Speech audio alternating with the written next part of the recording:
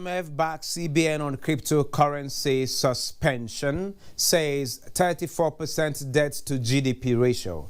Nigeria needs not to worry. Federal Executive Council approves projects worth 103.67 billion naira for works. FCT, Water Resources Ministry. Plus, oil rises 1%. This is Business Express on the network service of the NTA, and we are reaching you from Abuja, Nigeria's capital. I am Benny Adams, your guide.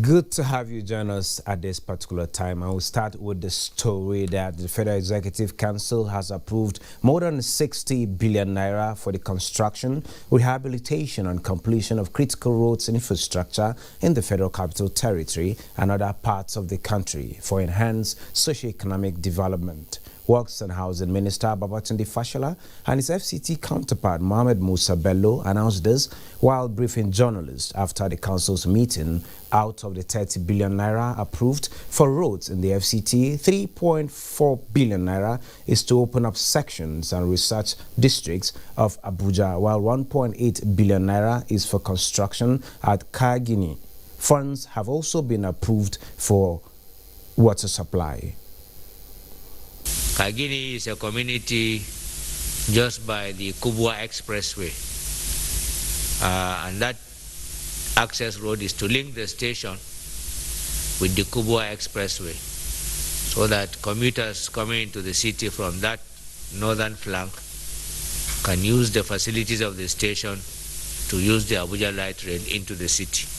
The third memo, which is for infrastructure, is an augmentation of the existing contract for the Southern Parkway, which is the road under construction currently that commences from the Christian Center right through the NTA and busting out at the Ring Road in Kaura district. The third one was for the design and development of an automation process for the issuance of certificates of occupancy in respect of federal government lands. And the final one was for the construction of 4 by 20 meter span bridge at kilometer 18 along Lantang Wase Road in Plateau State for 2.867 billion. Okay, moving on. The International Monetary Fund, IMF, says at 34% debt to GDP ratio, Nigeria is still within safe margins. The IMF resident representative for Nigeria, Ari Eisen, said this during a virtual press briefing on the recently published 2020 Article 4 IMF staff report for Nigeria The fund re-emphasized the need for unified exchange rates in Nigeria and maintains it is necessary for Nigeria to stop fuel subsidies and high electricity tariffs to reflect cost. The IMF says with 6 to 8% revenue to GDP, policies to boost revenue are important. The IMF fund has expressed its support for the recent directive of the Central Bank of Nigeria to financial institutions to ban transactions with cryptocurrency, saying the use of cryptocurrencies for illegal transactions such as money laundering and drugs was a global concern. The federal government has set the terms for conversion of its stock of Central Bank of Nigeria (CBN) overdraft into long-term notes in a bid to create transparency around its dependence on that source of funding. The Director General of the Debt Management Office (DMO), Patience Oniha, disclosed this in an email that the 10 trillion naira debt will be exchanged for 30-year notes issued to the central bank. She said the agreement on timing for the conversion needs to be finalized to get the required approval from the cabinet, the earliest in the second quarter. Nigeria became dependent on central bank borrowing after oil prices collapsed in 2015. Oniya added that the converted debt will be amortized over 30 years, starting with a 2-year moratorium when the government will not pay anything. Well, moving on, 2 days ago, the National Bureau of Statistics released the latest inflation figures, which show that January 2020 inflation moved from 15.75% in December 2020 to 16.47% in January 2021. The composite food index rose by 20.57% in January 2021 compared to 19.56% in December 2020. What is happening? Will food inflation fall anytime soon? We welcome Professor of Capital Markets Uche Owalike, who joins us via Zoom to try to give us answers. Thanks for joining us, Prof. A very good morning to you, Prof. Yeah, thank you very much. It's my pleasure. Okay, good to have you. Well, Prof, straight up, at this time in 2015, inflation was 8.5%, and now we have 16.47%, almost double that rate. What went wrong, Prof?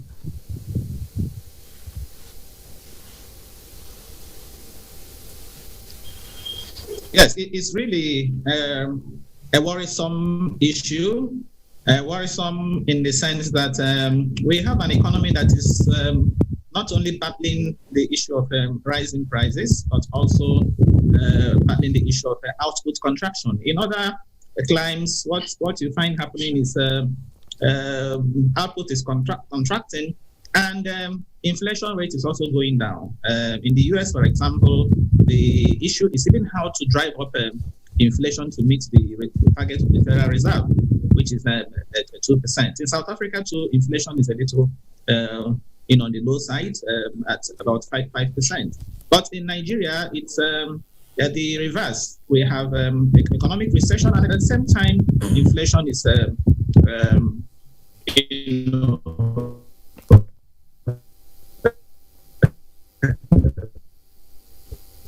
on the to your question has been driven majorly by factors such as the increase in the pump price of fuel, the increase in the electricity tariffs. And in 2020, for example, you recall that the value-added tax was increased from 5 to 7.5%. And there are also other issues to do with infrastructure, structural bottlenecks like transport. So it's more of a cost push thing, than a demand pull thing, because the economy is in a recession. So you would. Okay, Prof, looking at core inflation, the highest increases were recorded in the cost of air transport and medical services. One would have thought the cost would drop now with no more lockdowns and the hope of vaccines, plus incentives in the transport sector. Prof, it's like we've lost connection. It's like we've lost connection with Prof. So we'll take a break now. By the time we establish contact, we will come back to Prof.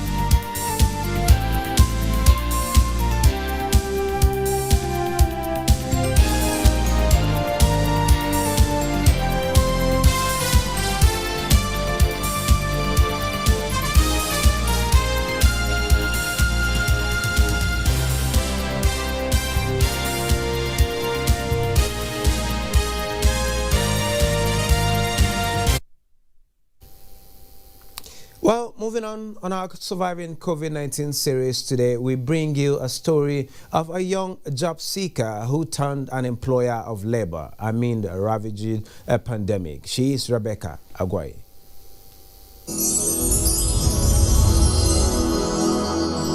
Surviving COVID-19 series is brought to you in partnership with the Central Bank of Nigeria. Meet Rebecca Agwai, a graduate of International Relations, Political Economy, Globalization, and Development at master's level. He had no job. I have the skills. I've done well at university, exceedingly well at university, and there's nothing. So I sat down and I remembered what it was that I loved as a child. Then she decided to go to yet another school.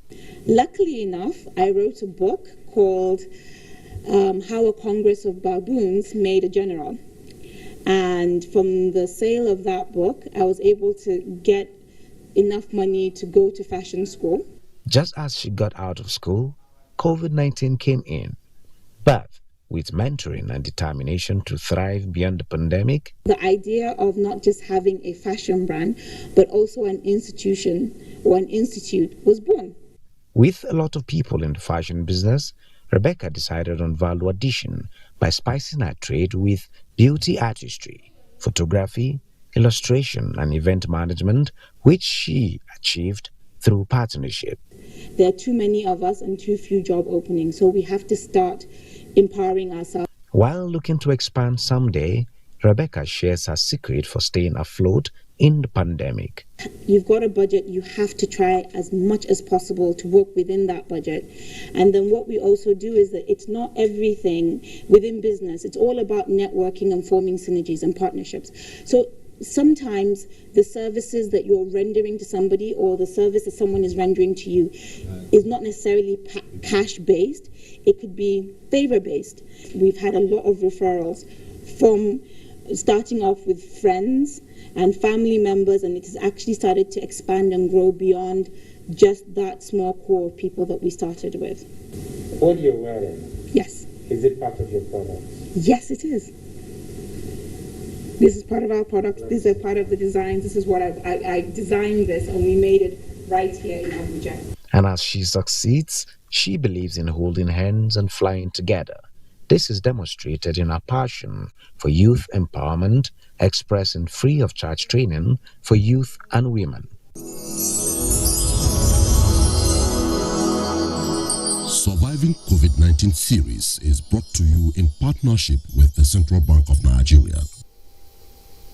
Now we have re-established contact with Professor Uche Owaleke, a professor of capital market. This time around is through a telephone. Prof, if you are with me, let's continue the discussion. Sorry for that interruption. Yeah, thank you, Benny. You see, the point I was making is that several factors have actually accounted for the inflationary pressure we've been experiencing. You recall that particularly last year, there was the issue of flooding. We also had the issue of insecurity, which is still lingering. Of course, you know the effect of that insecurity, that farmers said as clashes, banditry, insurgency, and all of that. That prevents farmers from going to farms. And then the issue of the VAT that was also increased in 2020, the border closure. Fuel price increase, electricity tariff increase, and all of that. So all that contributed to the inflationary pressure we are having. Of course, not forgetting the issue of the value of the naira that has been plummeting. So when you combine all this, you can see why we're having this inflationary pressure. And the worrisome part is that it's been coming more from the food. Food inflation today is over 20%. MBS says it is 20.5%. Headline inflation is 16.4%. Food is over 0.5%. So that is where the pressure is coming from. The core inflation rate, which is minus agricultural produce, is just 11.8%. So that tells you that if you can address the issue of food, especially the food supplies, the inflation rate will largely come down. You also notice the trend that the urban areas are feeling the pinch the more. The National Bureau of Statistics is saying that urban inflation rate is higher than is increasing higher than rural inflation rate. And if you also look at the disaggregation of the figures by states, you tend to understand why Kogi State, for example, is said to have the highest rate of increase in terms of food inflation, the food component. And that's also against the backdrop of the fact that neighboring FCT, for example, is having about the lowest. Kogi State has, according to MBS, over 26% increase in food. But FCT, Abuja, is having just about 18%. So that may also have to do with the issue of insecurity in that part of the country. So if you take all this together, you begin to see why inflationary pressure is high. So if we have to address inflationary pressure in the country, it is to pick these factors one after the other as we strive to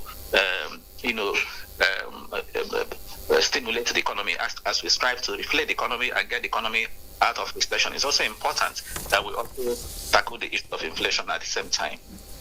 But Prof, having highlighted all of these issues, I'm afraid domestic investors will be estimating the impact of rising prices on real investment yields. Do you think so? Oh, absolutely. Absolutely. A typical investor will, of course, consider the impact of inflation. Yes, if you're looking at your return has to be positive before you are incentivized to invest. Positive real rate of return means that the return you're getting is above inflation rate. Okay, and that's why you find that a lot of investments these days are going to the stock market, because the stock market is where last year, for example, that brought 50% return. 50%, of course, higher than inflation rate. So, but in many other areas, it's difficult to have a return on investment that is above inflation rate. So, once the return is below inflation rate, it is negative real rate of return. So, and that is why it should be of concern to the authorities, not only to the monetary authorities, the Central Bank of Nigeria, but especially to the government, because it is what has been established is the fact that the government has a lot of role to play to bring down inflation. It's no more beyond the ambit, if you like, of the Central Bank of Nigeria, because the Central Bank of Nigeria can no longer rely on the traditional monetary policy tools, increasing the MPR, for example, to bring down inflation rates. And that's because of these factors that I've mentioned that are exogenous to the Central Bank. Central Bank, has little or no control over them. The issue of insecurity, for example, is something the government has to squarely, tackle. The issue of high transport costs, for example. In recent times, the government reduced the levy on imported cars. The government too has also reopened the borders. Okay, we expect that this will help moderate inflation rate going forward. But of course, a lot needs to be done, especially in the area of ramping up food production. Except we do that, the food component of inflation will continue to, become the issue. And how do we ramp up this? The government has a very good program on agriculture. If you look at the economic sustainability plan, the agricultural component. Okay, Prof. Do you see this program on the agricultural on agriculture having an impact on food inflation falling anytime soon? Yes, I do. It depends on the extent to which it's implemented. Of course, implementation is always the key. If you look at the 2021 budget, the substantial sums, have been allocated to agriculture, especially in the capital component. But aside from that, there are other interventions that the government, has been making, including that of the central bank in the area of agriculture. So what I'm saying is, it's important that they're well targeted. It's important possibly to scale them up. Like the Anchor Borrower program, for example, has been quite successful. But it's now to see how the Anchor Borrower program of the central bank can be expanded to accommodate as many products as possible. Because this food inflation is not just coming from rice. It's also coming from you have things like tubers, you have vegetables, you have fruits, and so on and so forth, including like the thing has to be holistically, taken up. And that's why I said there has to be a conscious, deliberate effort to increase food production. If it's possible, let's have... Okay, Prof. Looking at it, with all you've pointed out now at this point, what's the hope for a single-digit number for Nigeria's inflation? It still boils down to the point I'm making. The hope for the 2021 budget... is projecting that by the December 2021, the inflation rate will stand at 11.95%. So it's still, the projection we have for 2021 is still not single digit. So maybe we'll be looking to 2020. And there are threats, also the risk I also see down the line. For example, if pump price of fuel is increased again on account of the rising crude oil price, that will exacerbate, the problem. Again, if the central bank heeds to the IMF recommendation, which you mentioned earlier, to unify exchange rates, devalue the naira further, that will also exacerbate the problem. So we may not see the end of this, in sight soon, except we take it from the other side. And get to do the right thing by taking the right steps at the right time. Thank you so very much, Professor Uche Owaleke, Professor of Capital Market. Thank you for sharing your time with us. You're welcome. Thanks. Thank you. Asian stocks fell on Thursday as investors locked in profits on sectors that have outperformed recently, in the sign of growing caution about the recent rally in global equities. Details of market activities and early trade in this report. Stocks in Asia Pacific were lower on Thursday as mainland Chinese markets returned to trade after a long Lunar New Year break. The Shanghai Composite rose 0.42% to 3,670.56. Hong Kong Hang Seng Index slipped more than 1% as of its final hour of trading. The Nikkei in Japan closed 0.19% lower at 30,236.09. European stocks are expected to open higher on Thursday as investors await earnings from big names in the region, including Airbus, Barclays, and Daimler. London's FTSE is seen opening 15 points higher at 6,715. German's DAX up 22 points at 13,931. France CAC 40 up 11 points at 5,776. That's the global stock market. Musa Abubakar, Business Express. And on that note, we end this episode of the program. Don't forget you can access this and all previous episodes on YouTube. You can also communicate with us on Twitter. The handle is NTA News Now. The hashtag is BizX. We value your feedback. Do join us again on Friday at 3 p.m. for another package. I am Benny Adams saying stay safe.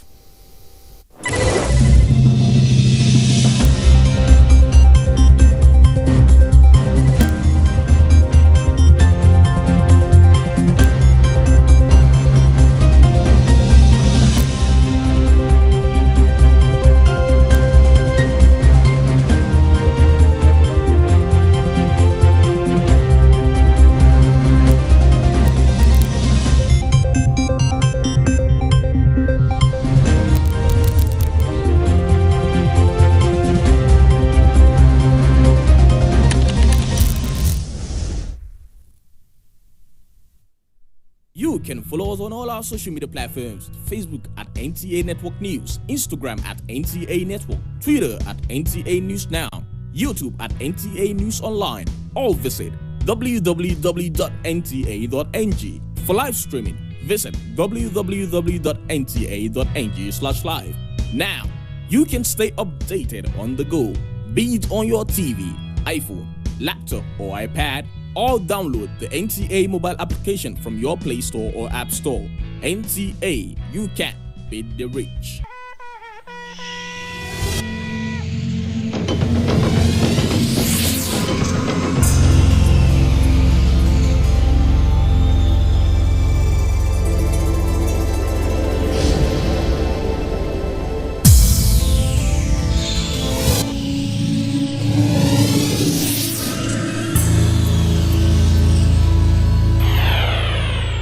NTA, you can't beat the rich.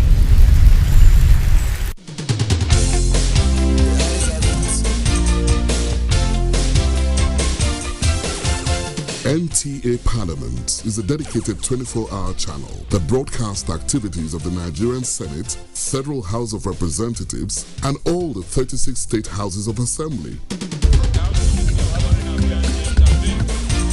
NTA Parliament, strengthening Nigeria's democracy.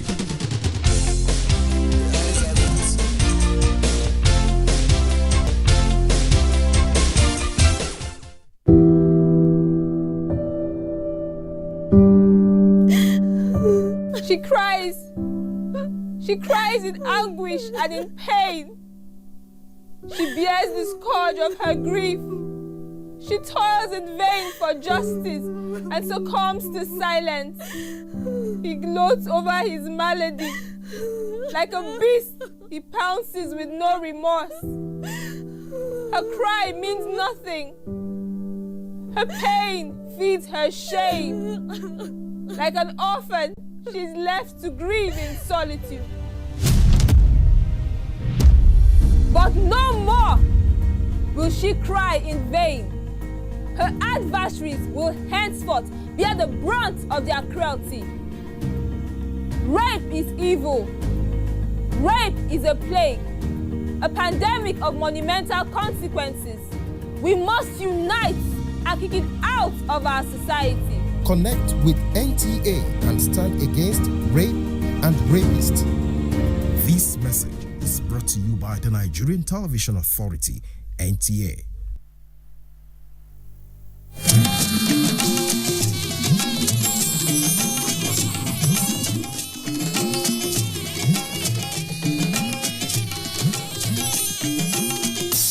This is the network service of the NTA.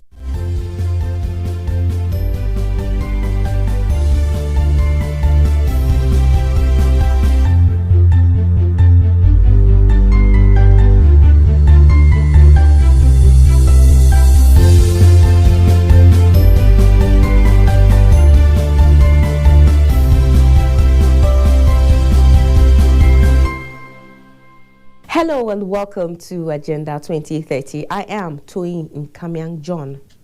In September 2015, the United Nations member state adopted a global plan of action to promote sustainable development agenda, including achieving the Sustainable Development Goals (SDGs) by 2030. The SDGs provide a framework for pursuing government strategic development objectives with a focus on improving social development and economic well-being of the people while protecting the environment.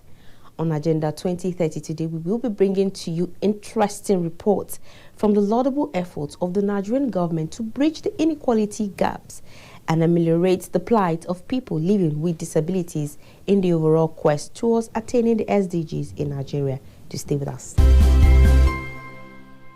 Agenda 2030. As a successor framework for the Millennium Development Goals, the global community rolled out a bigger, deeper, and more encompassing framework called the Sustainable Development Goals, designed to transform our world, lift the poor out of poverty, as well as ensure inclusive and healthy society. On Agenda 2030, we take you on a media trip to the global destination of the future we want. With everyone on board, we focus on the people and their struggle, the civil society and their agitations, the government and her development effort, the global development agenda, its 17 goals and 169 targets. We bring you all the deliberations, insightful conversations, and high-level partnerships on the road to global destination.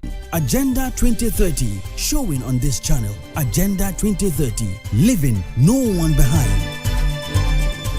The Global Plan of Action adopted by the United Nations member states in September 2015 is designed to promote sustainable development agenda as well as achieving the Sustainable Development Goals by 2030. The SDGs provide a framework for pursuing government strategic development objectives with a focus on improving social development and economic well-being of the people while protecting the environment. It also has a central focus the reduction of inequalities and protection of the vulnerable population. It was against this backdrop of alleviating the needs of the vulnerable people that the Office of the Senior Special Assistant to the President on SDGs recently handed over 24 state-of-the-art wheelchairs to the Wheelchair Basketball Federation. We have a report. In recent years, disability issues have found their way to the front burner of national discourse in Nigeria and have heightened the need to address it headlong. The most common type of disabilities in Nigeria include visual, physical, hearing, and intellectual impairment.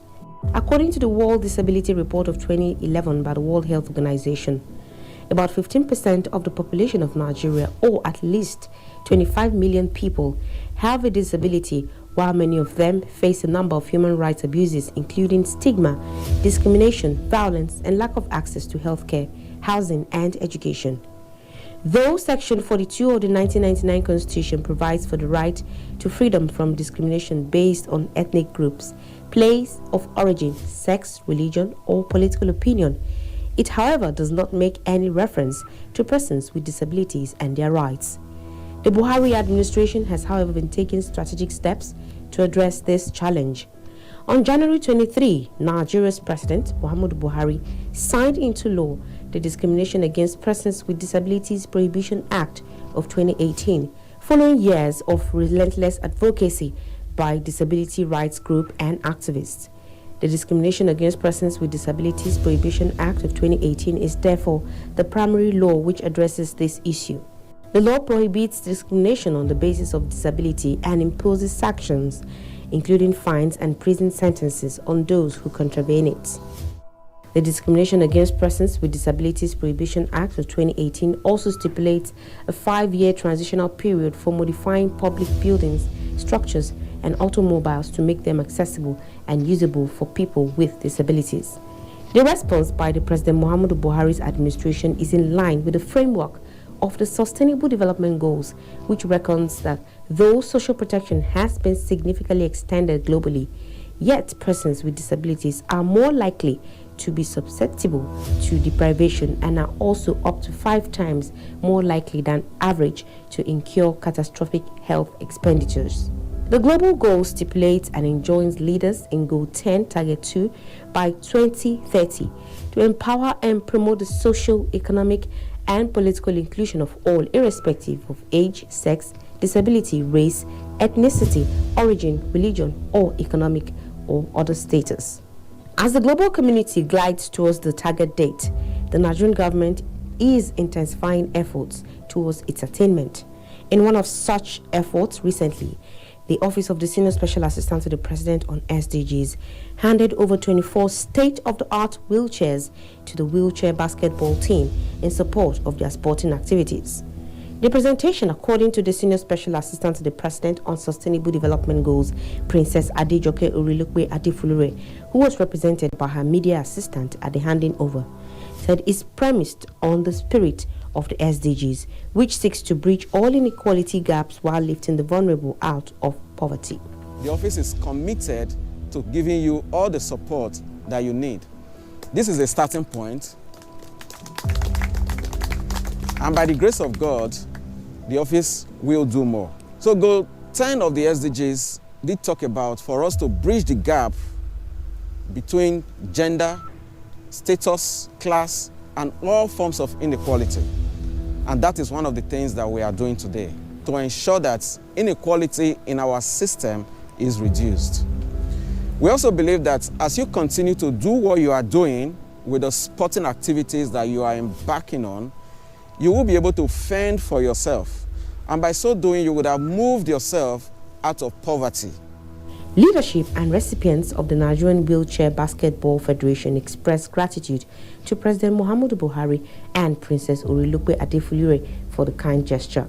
On behalf of the Wheelchair Basketball Federation, we want to say thank you to His Excellency, the President of the Federal Republic of Nigeria, President Muhammadu Buhari, through the office of the Special Senior Advisor to the President on SDG, Princess Adejoke Adefulure.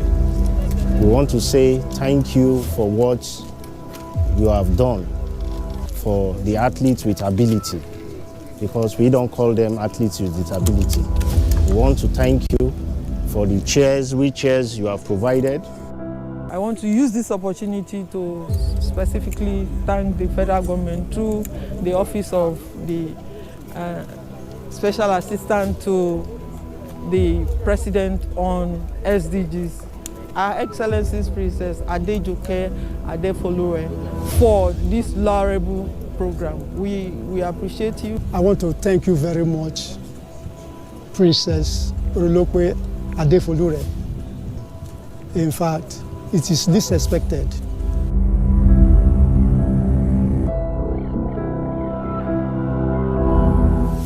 One of the wheelchair basketball athletes, Stacey Dave, who shared the story of her sojourn to the team with Agenda 2030, re-echoed the impact the wheelchair will make in their sporting activities and request for survival. I had my accident in my final year, so I was unable to complete my studies because I was in the hospital for long. Then, after some months, I discovered I was pregnant, so I'm a single mother. During the period, it was really depressing. Then I have a friend. She invited me to stadium one day to come play around and be happy, just to cheer me up. So when I came, I saw some group of people playing wheelchair basketball. I was surprised because I've never seen it and I've never ever heard about it. So I went to meet the coach. He was like, if I'm interested, I can be coming around. I said, okay. I came the first day. It was difficult for me to even bounce the ball. Then as I keep coming, and I was like, there are a lot of people doing it and they are so happy. They are like just one big family. So because of that, I was able to pick, and the way they welcomed me also, it was overwhelming. So the process of joining wheelchair basketball was really a life-changing experience, and also it brings this joy in me whenever I play. And I just hope we have enough tournaments that will also make a lot of us to participate in wheelchair basketball, so we could also earn a living for ourselves. I want to use this opportunity to say a very big thank you to our own Princess Adejoke Adefulure Orilokwe for giving us hope, because to me, giving us this wheelchair is like she just gave us hope. I want to say thank you very much to Princess Adejoke Adefulure for her support, for donating the chairs to us. I want to say thank you very much. With efforts being intensified to attain the SDGs, The Nigerian government, through the Office of the Senior Special Assistant to the President on Sustainable Development Goals, may have once again demonstrated her unflinching commitment to the attainment of the goals while leaving no one behind.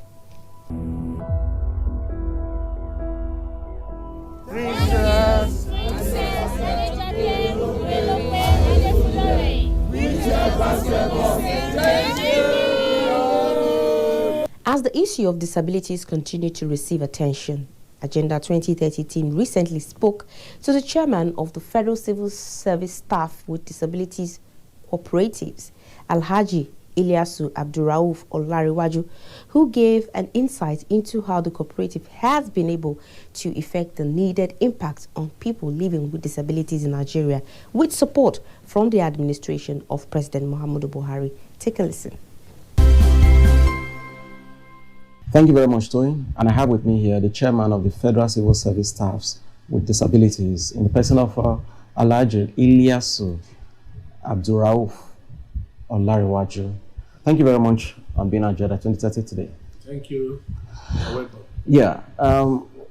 The people living with disabilities are seen as very special people in Nigeria and globally. As a matter of fact, it is recognized in the Sustainable Development Goals in Goal 10 that was specifically provided for.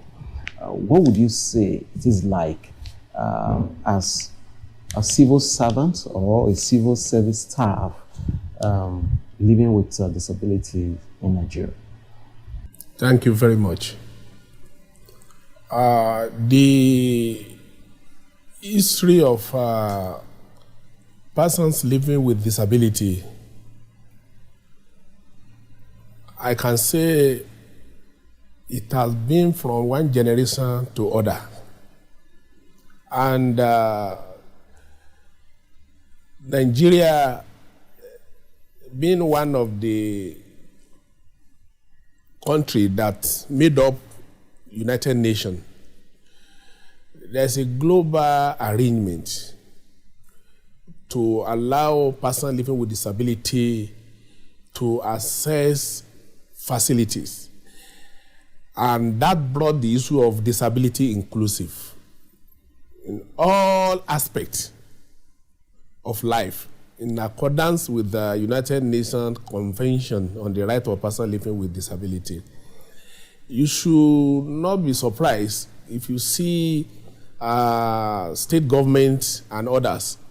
They are aware that Nigeria government, we have signed a document which we call Convention on the Right of Persons Living with Disability. So the way the advanced country are used to disable people, automatically Nigeria has to comply because of our signature. Recently, the Honorable Minister of Health set up a committee, and that the facilities that we have, health facility, are they accessible to persons living with disability? We discovered that most of the structure we have on ground are not accessible, because if somebody on wheelchair is to see a medical director or medical a doctor, the disabled man has to drop the wheelchair outside and start crawling. So this is not the standard of United Nations, which we are member of the United Nations. So issue of disability, as I said earlier, it has been an issue from one generation to the other. But glory be to God that Nigeria now, that we are member of United Nations, I think we have to look at it from another angle. Instead of, we used to call them rejected child. Mainly you have person with disability is to go and lock them inside the room. But with the new method of global approach, I think disability is no more a barrier. Yeah, could you just share with us some of those experiences of some of your members with regards to how they have tried to manage some of these challenges that they usually have? When we talk of disability, you should take note that we have educated persons living with disability and those that are illiterate. If that is the case, the educated ones, because of their exposure, they are able to gain employment. Gainful employment changes a lot of things from what we have experienced about those that are educated. For example, 2002, the federal government set up a committee to, propose the national policy on cooperative development for Nigeria. We discovered that through cooperative society, those that are not educated can be grouped together and give them skill acquisition. Why those that are educated? The federal government should see that they are put into employment. At the end of the day, both educated and those that are not educated, they will now be living like normal human beings. But the challenges that we are facing is that some of them, they even use the advantage of being disabled and take the opportunity to become a professional beggars, which is not acceptable. The fact is that if the federal government can go as far as integrate person living with disability with the newly promulgated act. The act was promulgated and gazetted and assented to by Mr. President after the bill was passed by the National Assembly. So if federal government can go to that extent, it will be bad for person living with disability to now continue taking advantage of being disabled and become a professional beggars. Now, the result of that national policy on cooperative development is that we are trying to, enlighten those disabled to come as a group. For example, physically challenged cooperative society. So instead of empowering one person, if you empower the cooperative, the resources will be jointly used and it will improve their way of life and the welfare of persons living with disability in Nigeria. Even globally, we improve because not only Nigeria that group these people into cooperative. We have ICA, International Cooperative Alliance in Geneva. Nigeria is a member of ICA. They knew how ICA, how far they have gone globally, even with grants to improve the life of persons living with disability. So what I'm trying to make clear is that we shouldn't be looking at persons living with disability as a rejected group of people and that barrier is no. There is ability in them. We should change our mind. The only plan we should have for them is that any program, both government and private, we should make disability inclusive. Erecting a structure. If you apply to build a house, definitely there is an authority that will give approval. The director in charge will not give approval to that building without taking note that is this building going to be accessible to persons living with disability. If that is the case, it means that we are the one that is looking at them as disabled. We should follow due process, rules and regulation, and make them to be like able-bodied. We are the one that can do that. Do you know that we are saying we are able? If federal government, for example, look at this problem of COVID-19, when the federal government made announcement that nobody should go out, meaning that we think we are able, we can be made disabled immediately.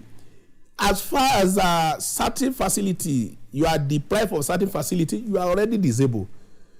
Looking at these people, calling them disabled because they are visually impaired, I have many of my friends, they are Minister of Justice, they are lawyers, and they are visually impaired, but they are working as a civil servant. Like the office I coordinate, all the board members, they are federal civil servants.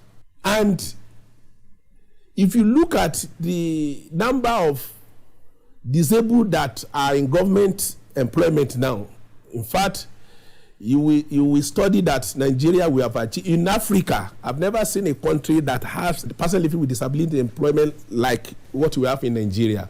That is the effort of federal government. And those that are not civil servants, we have tried to form them into cooperative. The only area the federal government need to improve is issue of enforcement. But before you enforce law on people not to be begging around the street, you have to give them something. That is what we call empowerment in form of skill acquisition. If you give some people money, they will collect that money, spend it, and still return back to street. The solution is not something we'll be looking at 20 years, 30 years to have solution. The solution is on ground. And what is the solution? Is to have ultra-modern rehabilitation center in each senatorial district of the country. Look, what would that do? When you have rehabilitation center, then you, instead of giving these people money, at the center, you create skill acquisition, you create an avenue whereby they can, demonstrate the skill that is in them. They will be trained, vocational training. After the training, then we empower them. We should talk of how to sustain. Sustainability is the most important when we are talking about finding a solution. And we cannot achieve this without rehabilitation centers. No way. If each senatorial district has center to rehabilitate disabled, they don't need to go to a bar center again. If you make the atmosphere conducive, there are some of them that can do sew cobbler. Some can make bead. There are a lot of potential. There are a lot of ability in disability, as far as we are all aware. But how would they bring out this ability? Is by rehabilitating them.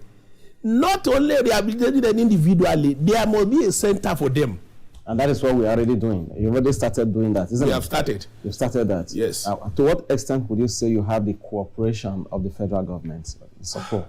With determination and focus, we'll be able to achieve the issue of this rehabilitation. And Mr. President had made the assignment so easy by ascending to the national, that is a discrimination against persons with disability Act of 2018. This law has made the whole thing simple, in the sense that if international donor, individual in form of corporate social responsibility, when we join together, look at what Buasuga is doing now, donating ambulance, do this to support COVID-19. We want people to come out like that and support personally, because federal government cannot do everything. This cannot be done by federal government only. Philanthropy, they have to come out. They should not allow crisis to erupt from person living with disability. The issue of rehabilitation center we have been talking about can only be achieved with the support in form of corporate social responsibility from philanthropists collaborating with the federal government. And we thank God the National Disability Commission have been established. So, being the chairman of Federal Civil Service with Disability Cooperative, empowering those the civil servants, collaborating with the National Disability Commission and Office of Senior Special Assistant to the President on Disability. If these three offices can come together, sky is the limit. Then Mr. President will be happy. Then we can now talk to the philanthropy to collaborate, because government cannot do everything. Thank you very much. Thank you. Yeah, it's been an awesome time with the chairman of the Federal Civil Service Staff with Disabilities Cooperatives, Chairman Alhaji Ilyasu Abdurrauf Olariwaju. He's been talking to us on the plight, challenges of people living with disability in the service, and of course what the government has been doing to alleviate some of this plight. Until we come away again next time, I do stay with Agenda 2030 as we now hand you over back to Toyin in the studio. Remember, you can always watch this program and other episodes by subscribing to our YouTube channels on youtube.com/Fresh News TV and youtube.com/Agenda 2030 TV. You can also watch the program live on Facebook. Just log on to www.facebook.com/Fresh News NG and www.facebook.com/Agenda 2030 TV. Follow us on all our social media platforms at Agenda 2030 TV on Facebook, Twitter, and Instagram. Remember to drop your comments and share with your contacts. Do use the hashtag Agenda 2030 and hashtag Agenda 2030 TV. And that has been the size of our program this week. Do keep a date again with us next week as we bring you another refreshing episode. I am Toyin Nkamiang John. Thanks for staying with us.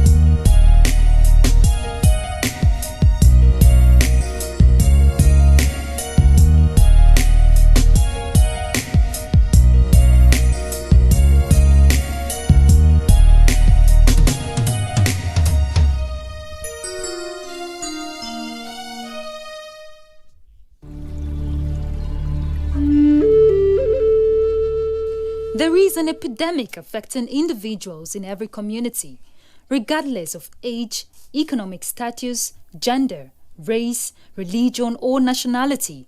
It is called domestic violence.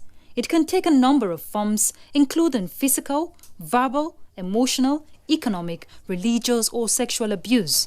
The ultimate aim of domestic violence is to gain and maintain total control over its victim. Domestic violence does not discriminate. It happens among people of all ages, ethnic background, and economic levels. While women are more commonly victimized, men are also abused, especially verbally and emotionally, although sometimes even physically as well.